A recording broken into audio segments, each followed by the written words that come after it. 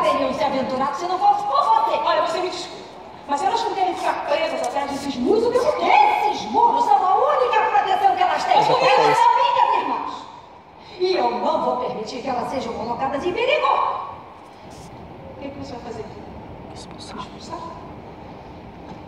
Vou começar com o oficial. Só teremos um senhor na mesa. Até não restringir as suas atividades numa única tarefa. Você é uma musicista, certo? Certo. Portanto, consegue trabalhar em harmonia com outros músicos, certo? Digamos que quando se trata de trabalhar com os outros, eu tenho uma certa jolie. Você poderia cantar com o nosso coro? E ele é bom?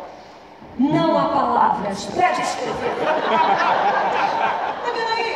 Olha só o que acontece quando tem diálogo. É uma coisa linda. Madre Superiora, Bom, senhor. neste domingo, depois da missa, nós vamos